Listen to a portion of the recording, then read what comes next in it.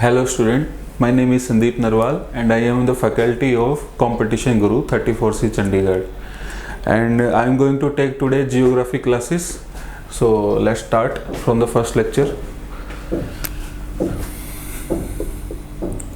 आज हम first lecture में क्या करेंगे? फर्स्ट लेक्चर में करेंगे सबसे पहले हम सोलर सिस्टम से स्टार्ट करेंगे। जियोग्राफी हम पहला अपना चैप्टर उठा के लिखते हैं सोलर सिस्टम, ठीक है। तो सोलर सिस्टम में मैं जैसे जैसे बनाता जा रहा हूँ आपको भी वैसे वैसे बनाना पड़ेगा। देखो हमारे प्लेनेट कितने हैं टोटल हमारे प्लेनेट हैं 8। पहले कितने थे? 9। तो अब ऐसा क्या हुआ कि 9 से 8 हो गए, क्योंकि पहले हमारा लास्ट वाला जो प्लेनेट था वो प्लूटो था। प्लूटो को जनरल असेंबली जो 22 जनरल असेंबली हुई थी जो हमारी, उसके अंदर ग्रीनविच में उसको बाहर निकाल दिया गया था। कारण ये था कि वो छोटा था साइज में इतना कि उसको प्लेनेट का नाम नहीं दिया जा सकता, इसलिए उसको डॉर्फ प्लेनेट बोला गया, ठीक है। तो मैं प्लेनेट्स के नाम लिख रहा हूँ सीरीज वाइज, आपको भी वैसे ही सीरीज वाइज प्लेनेट के नाम लिखने हैं।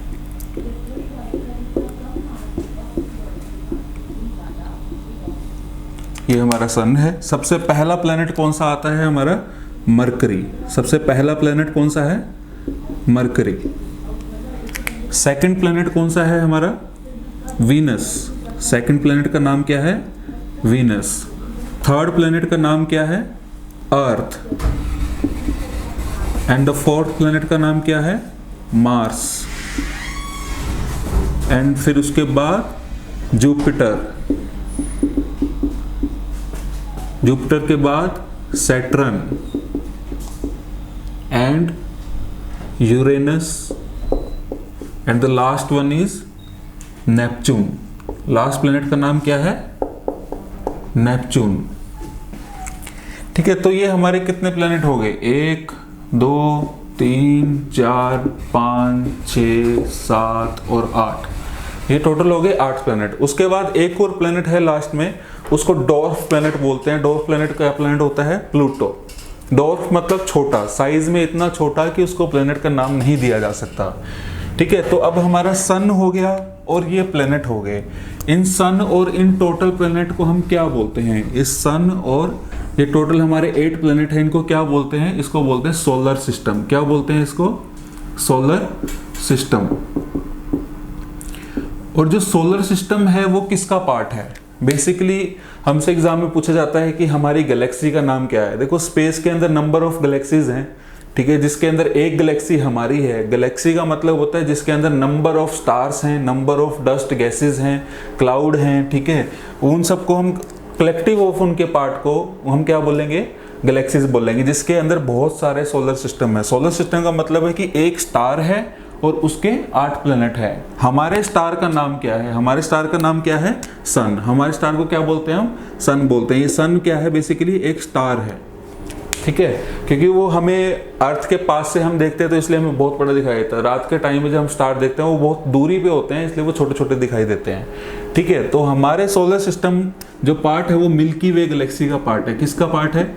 मिल्की वे गैलेक्सी। बेसिकली हमारी गैलेक्सी का नाम क्या है? मिल्की वे गैलेक्सी। दूसरा इसकी शेप भी पूछ लेता तो इसकी शेप क्या है? स्पाइरल शेप है। इसकी शेप क्या है? स्पाइरल शेप है। देखो स्पेस के अंदर काफ़ी सारी गैलेक्सीज हैं जो अलग अलग शेप्स के अंदर है। कोई स्पाइरल है, कोई सर्कुलर है, ठीक है। तो हमारी जो गैलेक्सी का नाम वो मिल्की वे गैलेक्सी, और वो किस में है? स्पाइरल गैलेक्सी में, ठीक है। ये तो होगी बिगिनिंग इसकी। अब उसके बाद एग्जाम में पूछता है कि सबसे छोटा प्लेनेट कौन सा है? तो सबसे छोटा प्लेनेट कौन सा है? हमारा मरकरी। सबसे छोटा प्लेनेट कौन सा है? Smallest planet was mercury is smallest planet is mercury. तो सबसे बड़ा प्लेनेट कौन सा है? सबसे बड़ा प्लेनेट है हमारा जुपिटर, लार्जेस्ट प्लेनेट। सबसे बड़ा प्लेनेट कौन सा है? जुपिटर, जिसको बोलते हैं हमारा लार्जेस्ट प्लेनेट, ठीक है। अब फर्स्ट से अब दूसरी बात, एक चीज समझाने जा रहा हूं जो पहले हमें थोड़ी सी देखनी पड़ेगी, ये वाला इसके आगे फर्दर जाने से पहले। 2 तरह की ना मूवमेंट होती है हर प्लेनेट की।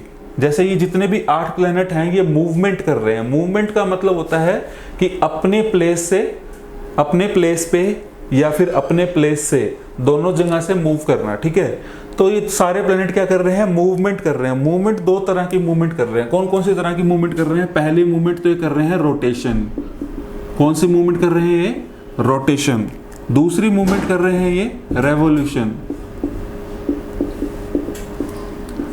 रोटेशन और रेवोल्यूशन। अब रोटेशन का मतलब क्या है कि मान लो कि ये प्लेनेट है, इसको हम प्लेनेट इसको हम सन मान लेते हैं।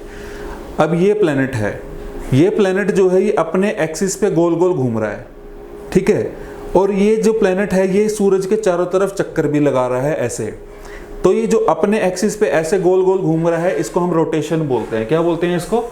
रोटेशन। दूसरा हमारा रेवोल्यूशन, जो ये प्लेनेट है और ये सूरज है, इसके जो चारों तरफ ये चक्कर लगा रहा है उसको हम बोलते हैं रेवोल्यूशन। तो ये प्लेनेट की दो तरह से मूवमेंट होती है, एक रोटेशन होती है और एक रेवोल्यूशन होती है, ठीक है। तो रोटेशन से क्या फर्क पड़ता है? अगर प्लेनेट रोटेट ना हो तो उससे क्या फर्क पड़ेगा? तो सोचो आप, जैसे आज अभी बाहर जाओगे तो डे हो रहा है, फिर रात होती है, ठीक है। तो रोटेशन से क्या होता है? डे एंड नाइट चेंज होते हैं। रोटेशन से क्या होता है? डे एंड नाइट चेंज होते हैं। जैसे अर्थ है, अब अर्थ का ये वाला हिस्सा जो है इस यहाँ पे डे हो रहा है, ठीक है, और ये वाला जो हिस्सा है यहाँ पे नाइट हो रही है। तो अर्थ रोटेट कर रही है इसी वजह से, क्योंकि अब रोटेट कर रही है, इस वजह से क्या हो रहा है? फिर डे एंड नाइट चेंज हो रहे हैं। तो रोटेशन से क्या हो गया हमारा? डे एंड नाइट चेंज होते हैं। अब दूसरा एग्जाम में पूछ लेता है कि एक रोटेशन में कितना टाइम लगता है। अगर हम अर्थ की बात करें तो अर्थ को एक पूरा अपने ही एक्सिस पे गोल गोल घूमने में एक कितना टाइम लगता है? देखो, दिन और रात कितने घंटे के होते हैं? 12 घंटे का दिन कहते हैं हम, 12 घंटे की क्या कहते हैं? रात। तो टोटल कितने हो गए? 24 घंटे। बट ऐसा नहीं होता, एक्चुअल टाइम ऐसा नहीं होता। ऑप्शंस में दिया होता है 24 घंटे और बच्चे सोचते हैं कि हाँ 24 का डे एंड नाइट होगा, तो वो 24 क्लिक कर देते हैं और आंसर गलत हो जाता है। तो इसका एग्जैक्ट टाइमिंग क्या है? इसका एग्जैक्ट टाइमिंग है 23 आवर, ये दिख नहीं रहा होगा आपको, 23 आवर 56 मिनट 4.09 सेकेंड्स। ये है एग्जैक्ट टाइम जो एक रोटेशन अर्थ का कंप्लीट होता है, कि मतलब ये इसने में हमारा डे एंड नाइट चेंज होता है। देखो 23 प्लस आपका 56, एक घंटे में कितने मिनट होते हैं? 60, है ना। तो 56 मिनट तो यहाँ ले लिया हमने, फिर यहाँ पे क्या ले लिया? 4.09 सेकेंड। तो इतने में हमारा क्या कंप्लीट होता है? एक रोटेशन कंप्लीट हो जाएगा। उसके बाद रेवोल्यूशन की बात करते हैं। तो रेवोल्यूशन से क्या फर्क पड़ता है? जैसे रोटेशन से डे एंड नाइट चेंज होते हैं, रेवोल्यूशन से क्या चेंज होता है? रेवोल्यूशन से सीजन चेंज होते हैं। जैसे गर्मी का सीजन, सर्दी का सीजन, है ना, पूरा एक साल। तो पूरा एक रेवोल्यूशन, जैसे हम बोलते हैं ना कि एक साल हो गया, एक साल में कितने दिन होते हैं? 365 डे। तो इसी तरह रेवोल्यूशन से क्या चेंज होता है? रेवोल्यूशन से चेंज होता है सीजन्स। हमारे क्या चेंज होता है? सीजन। जब अर्थ जो है वो सन से थोड़ी दूरी पे होती है तो सर्दी होती है, जब पास होती है तो गर्मी होती है, ठीक है। तो सीजन चेंज होते हैं। तो एक साल के अंदर, मतलब जो पूरा एक रेवोल्यूशन है, ये जो अर्थ है, ये सूरज है, सॉरी ये सूरज है, ये अर्थ है, ये पूरा एक चक्कर लगाने में कितना टाइम लगाती है? जनरली हमें पता है एक साल 365 दिन का होता है, तो इसको 365 दिन लगते होंगे, बट ऐसा नहीं है, ठीक है। तो रेवोल्यूशन में कितना टाइम लगता है हमारा? हमारे रेवोल्यूशन में बताओ 365 डेज, ठीक है, 365 डेज 48 मिनट्स एंड 45.68 सेकेंड्स। इतना टाइम लगता है हमारे पूरा एक साल का, पूरा एक चक्कर लगाने में अर्थ को। अब ये जो 48 मिनट और 45.68 सेकेंड ये एक्स्ट्रा जो चल रहा है, अगर आप इसको 4 साल से मल्टीप्लाई कर दोगे, अगर आप इसको 4 साल से मल्टीप्लाई कर दोगे तो आपको प्लस एक डे गेन हो जाता है। एक क्या गेन हो जाता है? एक और दिन गेन हो जाता है, जिसको हम बोलते हैं लीप ईयर। तो बेसिकली फोर्थ ईयर में जो फरवरी का दिन होता है उसमें 29 डेज होते हैं। फोर्थ ईयर में जो फरवरी का दिन होता है उसमें कितने डेज होते हैं? 29 डेज। तो ये एक्स्ट्रा टाइम की वजह से उस 29 डेज वाले, जिस ईयर में 29 डेज होते हैं, उसको हम क्या बोलते हैं? लीप ईयर बोलते हैं। तो ये किससे हो रहा है? हमारा रोटेशन से हो रहा है, और किससे हो रहा है? रेवोल्यूशन से हो रहा है, ठीक है। अब बात करते हैं यहाँ पे प्लैनेट्स की। ये जितने भी सारे प्लैनेट हैं, इन सब की एक डायरेक्शन है रोटेशन की, और वो डायरेक्शन क्या है? इनकी डायरेक्शन है वेस्ट टू ईस्ट। डायरेक्शन क्या है? West to east. इनकी डायरेक्शन है वेस्ट टू ईस्ट। अब वेस्ट टू ईस्ट डायरेक्शन तो है सब प्लेनेट की, बट 2 प्लेनेट ऐसे हैं जो अपोजिट डायरेक्शन में मूव करते हैं। अपोजिट डायरेक्शन का मतलब है ईस्ट टू वेस्ट चलते हैं, तो वो दो प्लेनेट कौन से हैं अपोजिट डायरेक्शन वाले? एक है हमारा वीनस और एक है हमारा यूरेनस। ये दो प्लेनेट ऐसे हैं जो अपोजिट डायरेक्शन में मूव करते हैं। तो U एंड V, UV से याद रख लेना, Uranus and Venus are two planet which move east to west and other planet move west to east. ये इनके डायरेक्शन रहती है, ठीक है। अब फर्स्ट से हमारा मरकरी पहला, तो सबसे हॉटेस्ट प्लेनेट कौन सा है? जनरली एग्जाम में पूछा जाता है हॉटेस्ट प्लेनेट का नाम बताओ। तो बच्चे देखते हैं कि हाँ सबसे पहला मरकरी है, सूरज के सबसे पास है, तो मरकरी सबसे ज्यादा गर्म होगा, बट ये आंसर गलत रहता है। मरकरी सबसे ज्यादा गर्म नहीं है, सबसे ज्यादा गर्म कौन सा है? वीनस प्लेनेट है। अब कारण क्या है, वीनस प्लेनेट सबसे ज्यादा गर्म क्यों है? क्योंकि इसमें मैक्सिमम जो गैस है वो CO2 है। इसके अंदर जो गैस है वो कौन सी है? CO2 है। तो अब CO2 की एक खुद की एक प्रॉपर्टी है, वो क्या है? इधर ध्यान दो, CO2 की एक प्रॉपर्टी है, उस प्रॉपर्टी को यहाँ देखते हैं हम।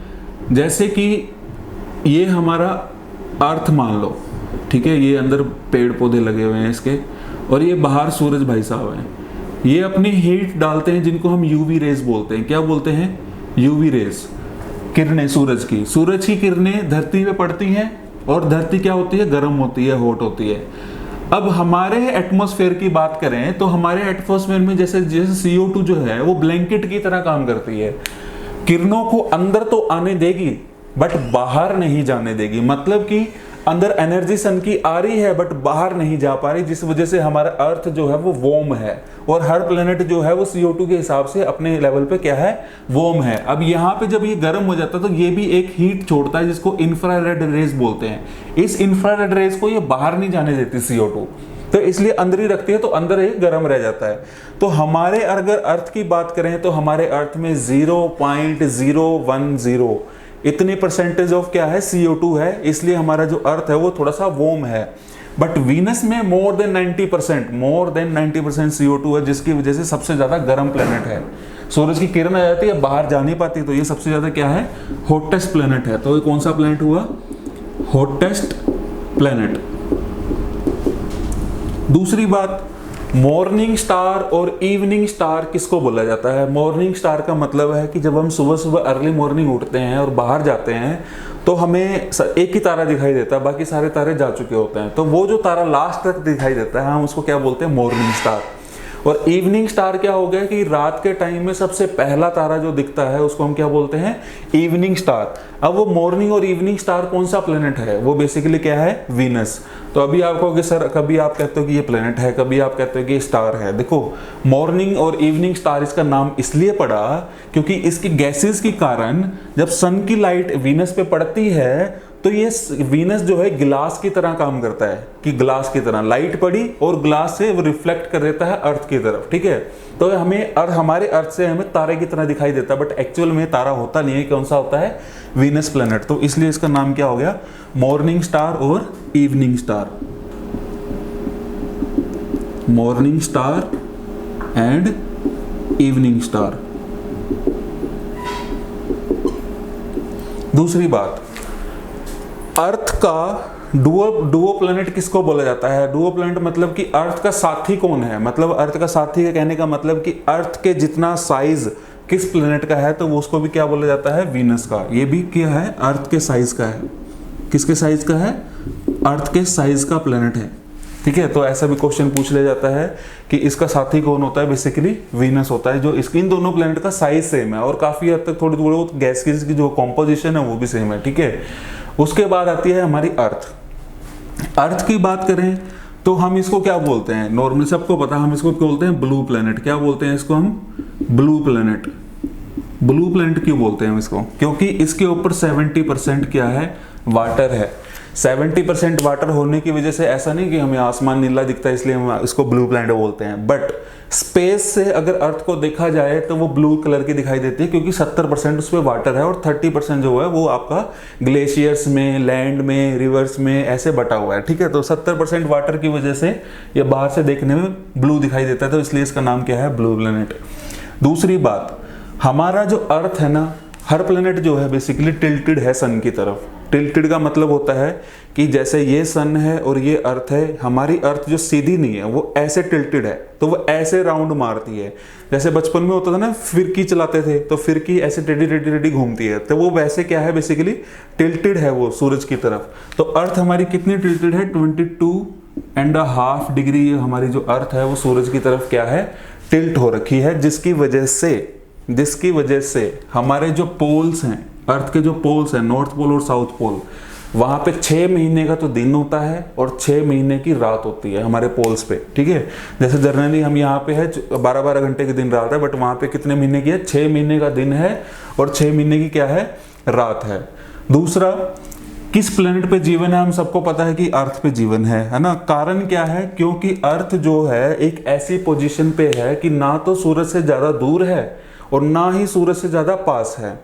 उस पोजीशन को हम क्या बोलते हैं, गोल्डीलॉक्स जोन। क्या बोलते हैं उस पोजीशन को, इस अर्थ की पोजीशन को हम क्या बोलते हैं, गोल्डीलॉक्स जोन। इस जोन की वजह से, इस जोन के अंदर अर्थ है, इसलिए इस पे जीवन है, ठीक है। दूसरा है हमारा नेक्स्ट प्लेनेट मार्स। तो मार्स कैसा कलर का है हमारा, मार्स है हमारा रेड कलर का। हमारा मार्स रेड कलर का क्यों है, क्योंकि इसमें आयरन ऑक्साइड की मात्रा बहुत ज़्यादा है। इसमें आयरन ऑक्साइड की मात्रा ज़्यादा होने की वजह से ये क्या है, हमारा प्लेनेट रेड कलर का है, ठीक है।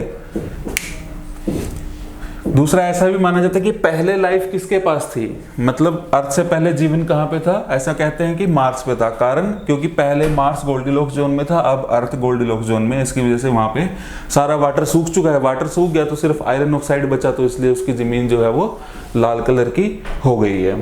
जुपिटर का आपको पता है कि सबसे बड़ा प्लैनेट कौन सा है, जुपिटर। दूसरी बात, मार्स और जुपिटर के बीच में एक एस्ट्रॉइड बेल्ट है। अब एस्ट्रॉइड क्या होता है, स्पेस के अंदर चलता फिरता पत्थर जिसका 10 मीटर से ज्यादा साइज होता है, उसको हम क्या बोलते हैं, एस्ट्रॉइड बोलते हैं। जिसका कितने मीटर से बड़ा साइज होता है, 10 मीटर से बड़ा साइज होता है, उसको क्या बोलते हैं, एस्ट्रॉइड। तो बेसिकली वो एस्ट्रॉइड ऐसे बड़े बड़े पत्थर हैं जो सन के चारों तरफ क्या लगा रहे हैं, चक्कर लगा रहे हैं, सन के चारों तरफ चक्कर लगा रहे हैं, और वो मार्स और जुपिटर के बीच में एक बाउंड्री क्रिएट कर देते हैं, जिसकी वजह से काफी सैटेलाइट जो है वो जुपिटर तक नहीं जा पाती, वो इनके साथ क्रैश हो जाती है, क्योंकि इनका टाइम प्रेडिक्ट करना बहुत मुश्किल है, ठीक है।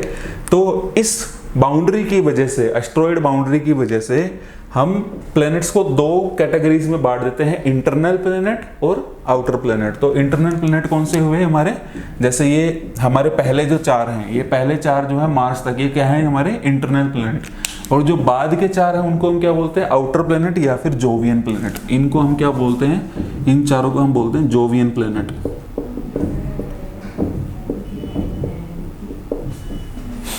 ठीक है। रिंग किस प्लैनेट के हैं, सैटर्न प्लैनेट के क्या है, रिंग हैं। सबसे बड़ा रेवोल्यूशन किस प्लैनेट का होगा, रेवोल्यूशन मैंने यहां समझाया था कि सूरज के चारों तरफ जो चक्कर काटते हैं उसको क्या बोलते हैं, हम रेवोल्यूशन बोलते हैं। तो मरकरी का देखो सबसे छोटा रेवोल्यूशन होगा। कारण क्या है, क्योंकि देखो सबसे सन के पास है तो उसको चक्कर लगाने में बड़ा कम टाइम लगेगा, और सबसे सन से जो दूर है, नेपच्यून है, उसका सबसे बड़ा क्या होगा, उसका सबसे बड़ा रेवोल्यूशन होगा। ठीक है। तो हमारे एग्जाम में सोलर सिस्टम से रिलेटेड इतनी ही इंफॉर्मेशन पूछी जाती है। अदरवाइज जो है हमारा करंट अफेयर पे बहुत ज़्यादा फोकस रहना चाहिए, क्योंकि करंट अफेयर में जैसे अभी एग्जाम में न्यूज़ थी कि जो आयोनाइज एनर्जी है सन की, वो कौन सी लेयर से निकलती है। देखो सन के अंदर भी लेयर्स होते हैं, जैसे हमारे अर्थ में, जैसे इसके अंदर भी यहाँ पे क्या है, सॉलिड है, यहाँ पे थर्मोस्फेयर है। ठीक है। इस तरह से करके सबसे बाहर वाली लेयर हमसे एग्जाम में पूछी जाती है। हमारे सबसे बाहर वाली लेयर का नाम क्या है, कोरोना।